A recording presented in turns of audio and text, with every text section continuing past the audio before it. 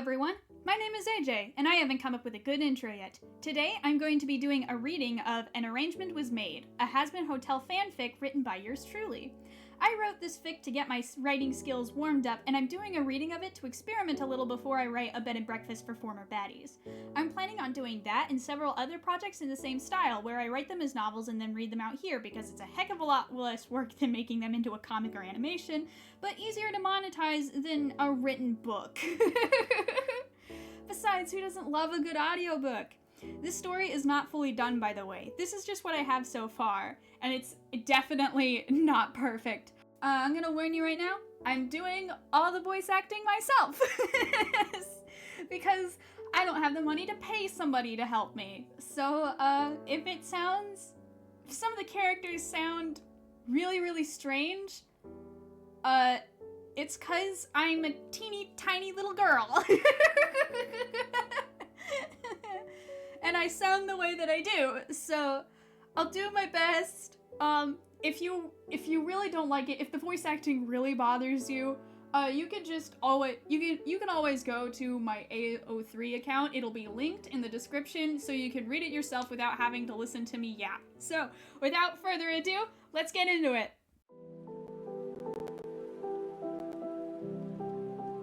An Arrangement Was Made by AJ the Wild Wolf. Chapter 1. He Doesn't Know Yet.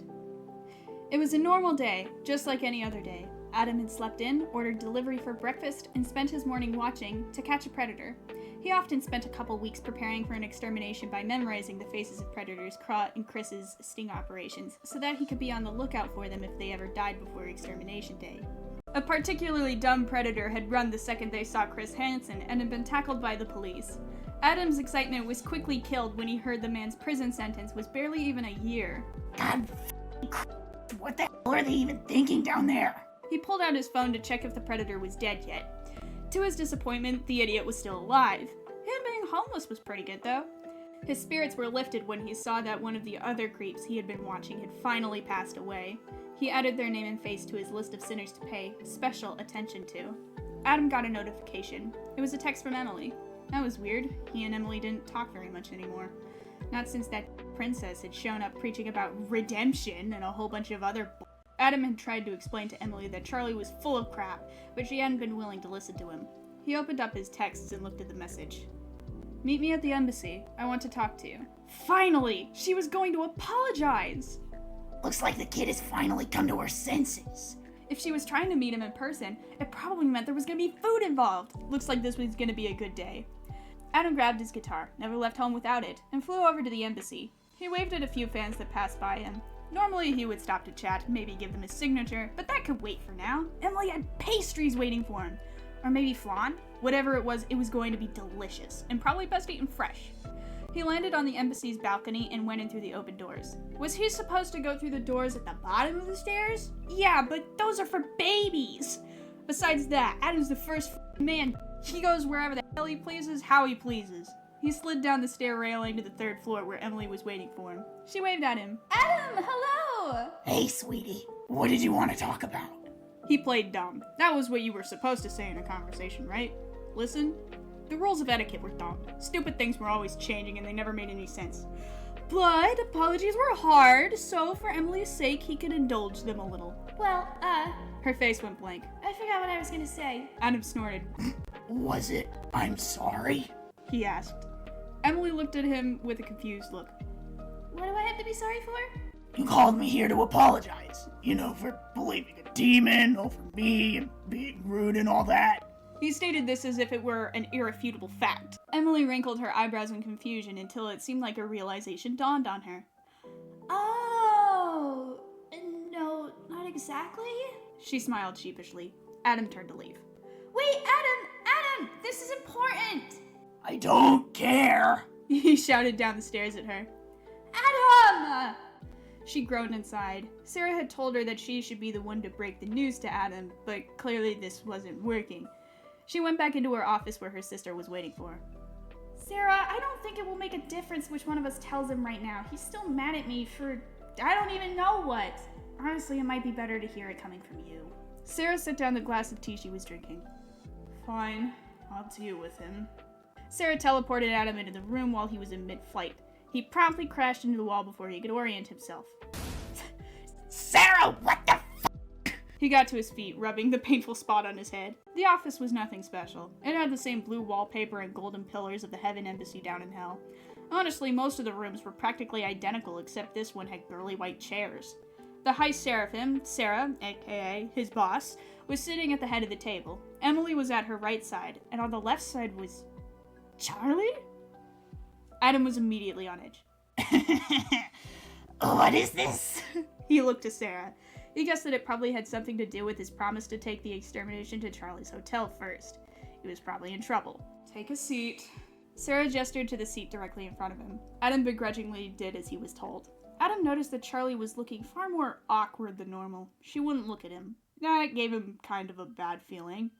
You could cut the tension in the room with a knife. Sarah was the first to break the silence. We have come to a compromise. Why on earth would we ever compromise with Hell? With her! He gestured to Charlie. Did you forget whose daughter she is? Let me finish. Adam held his tongue. He had no choice. Free will had come from the fruit of knowledge, something that Adam had not partaken in. He had been given some free will when he entered heaven, but even then it was limited. He could never truly choose anything contrary to heaven's will, no matter how much he might want to. But for now, that was fine with him. They hadn't made him do anything he disliked since his earthly life. The point of the exterminations, Sarah continued, was to ensure that Hell never rebelled against us. I believe we may have found a better solution. What was wrong with mine? Adam felt threatened. This was bad. He had only used the Hell might rebel against us argument as a way to put his exterminations into place. He knew that no one would ever prove the true reason for their birth. Nothing at all. No one's saying there was anything wrong with the exterminations. While that was technically true, that only applied to right now in the moment. Both Charlie and Emily thought the exterminations were unnecessarily cruel. He knew Emily felt this way because she had not seen the true extent of the evil of humans. But Charlie felt this way because, in Adam's opinion, she was completely delusional. This is not a choice between good and bad. This is a choice between better and best. We have decided to arrange a marriage between Princess Charlotte Morningstar and one of our own. Adam smirked. Who's the unlucky guy?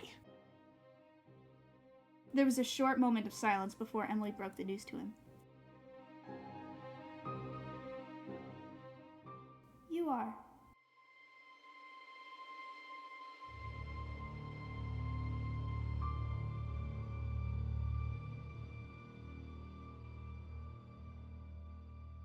Chapter 2.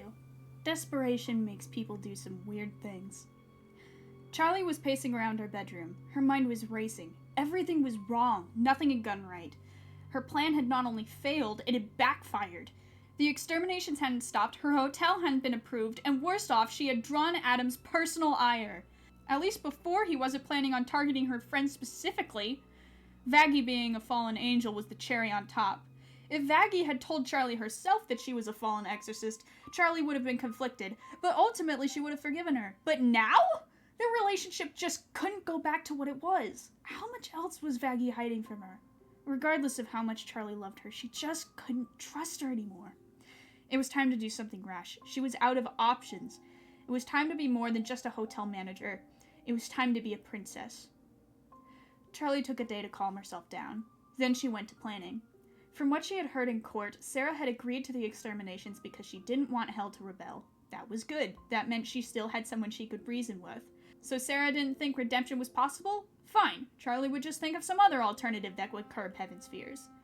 Just because she presented a different option didn't mean she couldn't work on her hotel at the same time. Her hotel would have to operate in the shadows outside of Heaven's view. Charlie marched over to the Heaven Embassy the next day with her new plans in hand. She had written them as professionally and unemotional as she could. In order for this to work, she needed to prove that she could be a serious princess. Emily had been the most vocally sympathetic to her cause in court. She hadn't been the only angel who seemed to agree that the exterminations needed to end, but she had been the most vocal. Since Charlie actually knew her name, she was able to organize a meeting with her without her dad's help. She was relieved that she wouldn't have to ask Lucifer to help her again. She didn't want to be a burden to him any more than she already had.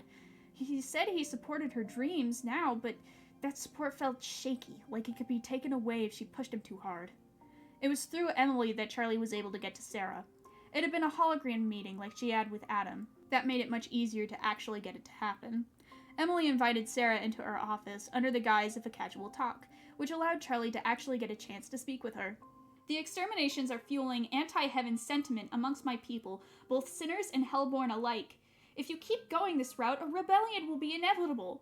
I know that you believe that redemption for sinners is impossible, but that doesn't mean that we can't explore other options to solve both of our problems. What are you proposing? Sarah seemed like she was actually listening. Let me manage my own people. I am Princess of Hell. If anyone should be curbing rebellions, it ought to be me. Please let her try, Sarah, Emily implored. I mean, what's the worst that could happen? It won't work? Sarah twined her fingers together and rested her chin in the middle of them. She seemed deep in thought. I will think it over, was the only response they got from her that day. It was a week later that they had gotten a real response. While she was waiting, Charlie had made preparations for the upcoming extermination. She and her staff had dug out a bunker under the hotel that could not be opened from the outside once it was locked. She had stocked it with supplies to last a few weeks, just in case, you never know, as well as tools to dig themselves out if they chose to barricade the door. It wasn't a perfect solution, but if the exterminations did end up happening, it should stall the exorcists just long enough for Adam to get bored and go kill somewhere else. I accept your plan, but on condition, Sarah had told her. You will marry an angel of my choosing. What? Why? I need to ensure that you are not like your father. I need to be certain that you are serious about this, and I want one of my own there to make sure that you are properly managing your people. Charlie didn't want this. She really didn't want this. Sometimes a king has to do things he doesn't want to do to keep his people safe. That was what her father had told her when she realized that he had let the exterminations happen on purpose. Lucifer had used that line of thinking to let the exterminations happen in the first place, and now Charlie was going to use that logic to make them stop. I accept.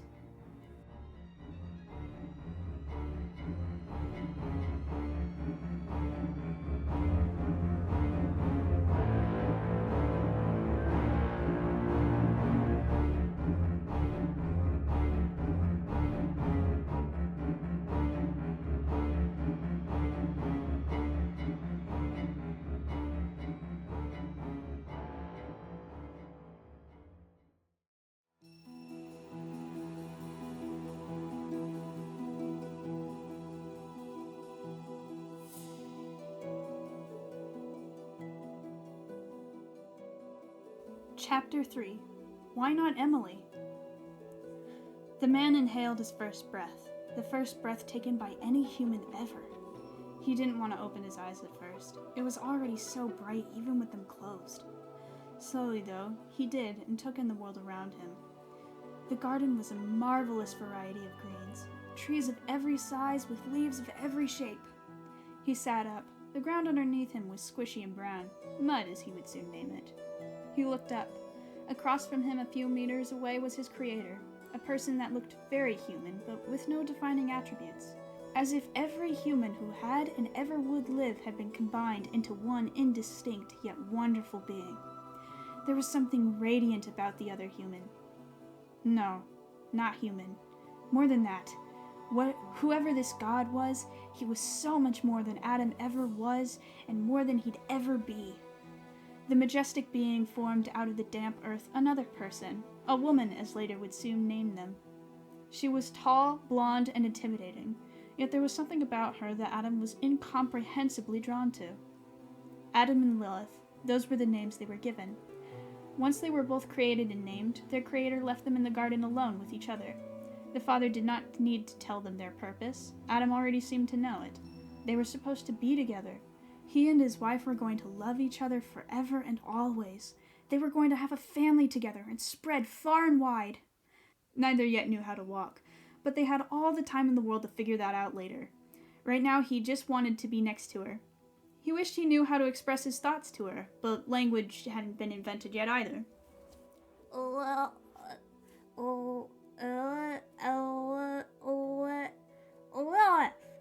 That was the only word he knew right now.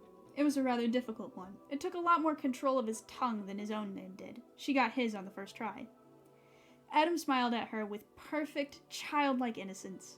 Adam might not know anything yet, but he knew that he loved this person.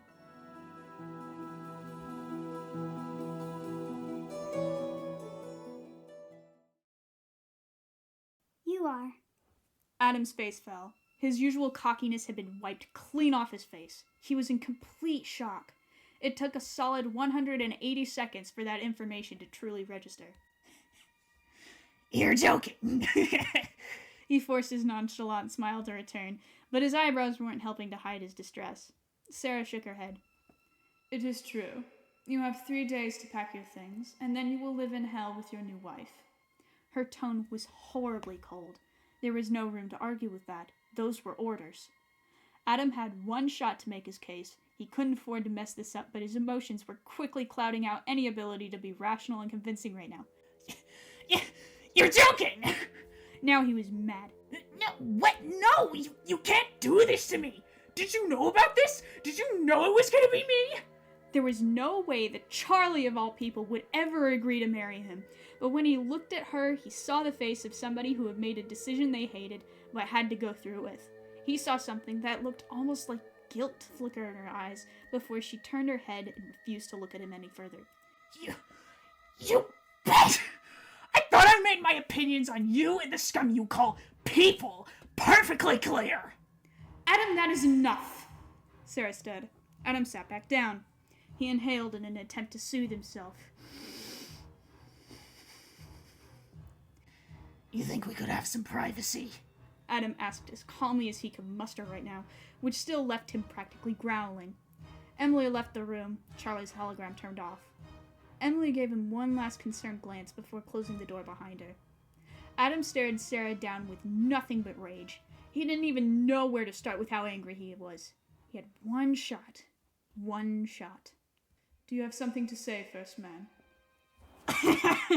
Yeah! What the Articulate.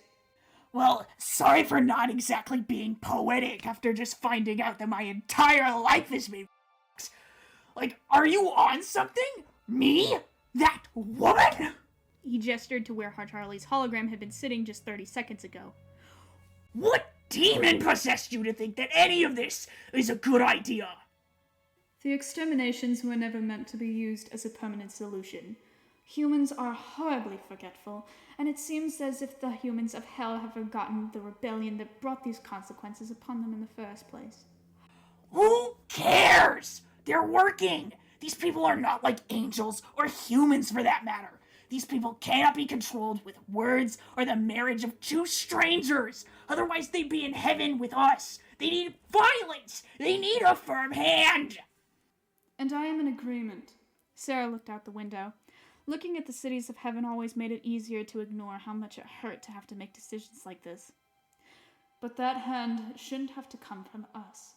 It's too easy for that to backfire and inspire even worse rebellion. Adam opened his mouth to speak, but he was cut off by Sarah, who continued. The last thing we want is for sinners to feel like innocent victims. We need them to feel guilty. If they are able to unite and draw upon what feels like just anger to them, they will be far more difficult to control. It will be much safer for us to have that burden placed onto the back of the family that brought sin to humanity in the first place. It's their fault this happened. It ought to be their responsibility to do something about it. So what does that have to do with me? What good will marriage do for anyone? Her eyes were sad, but also serious and imposing. I need someone I can trust to stay down there and make sure that the demon princess follows through on her promise.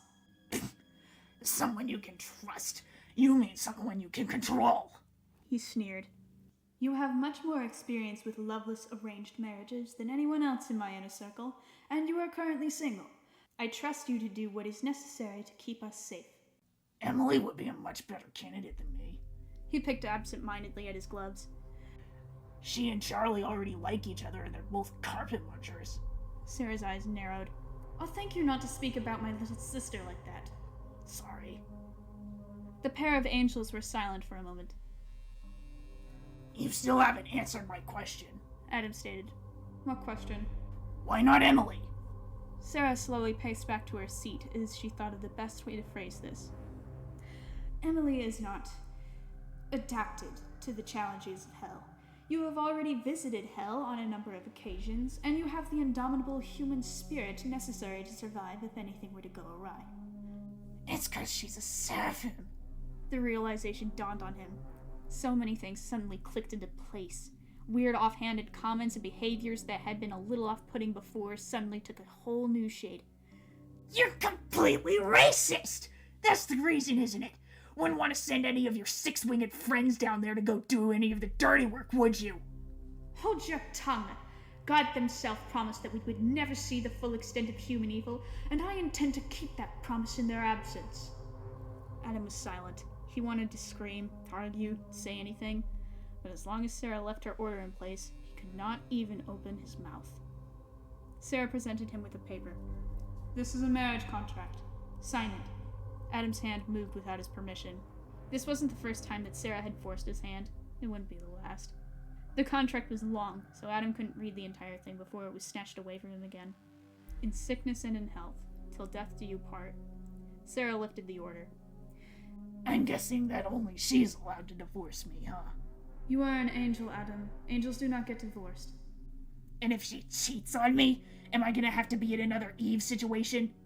You don't love her anyway, so I don't see why that should matter. She looked out the window again. Adam stood. I guess I'm just expected to be miserable until this immortal bitch dies then, huh? So forever. You'll only be as miserable as you choose to be. Oh, that makes me feel way better. I guess it'll be my fault I'm miserable if she starts hitting me then too. Sarah bristled. She rarely heard about the types of evil that occurred outside of Heaven's gates. She didn't want to hear it. She couldn't hear it. She refused. I've heard enough of your complaining, Adam. Go pack your things. Adam slammed the door on his way out. He needed to break something before someone made the mistake of talking to him.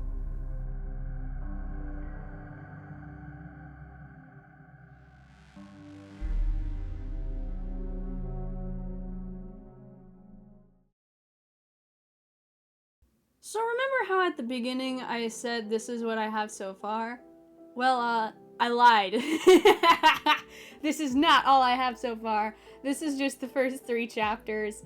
I wanted to do everything I have, but I have 22 chapters in total right now. That's too many for one video. This is probably going to become a new series on my channel. I hope you guys like it. I hope the voice acting doesn't drive you insane, because I know that I don't like it. But it's the best I can do. If you would like to read this in total all right now, all of the chapters that I have so far are free to read on my Patreon or on my AO3 account. And if you want to get them in advance before anyone else sees them, you can give me $5. I would like to give an extra special thank you to my patrons, JRDS, Mercer Scott Holt, and J Draws. You guys are the absolute greatest. If you want to support me, please join my Patreon or my Ko-fi, and I take commissions. And that includes writing commissions if you want me to write something for you. And you can order those on Ko-fi, Instagram, or Discord. You can also send me fan art through my Discord if you want to. I would love to see it. And I will put it at the end of my videos. I really hope you guys enjoyed hearing this as much as I enjoyed writing it. I'm loving this. I'm having so much fun writing something of my own. It's been such a long time since I've had the opportunity to do that. I don't think I've tried to write a novel since I was in the 5th grade. It's been a long time. I appreciate all of you so much for letting me do my silly projects, no matter how stupid they are. Thank you everyone so much for watching, and I hope to see you again in the next episode where hopefully I'll have more chapters ready for you. Bye-bye!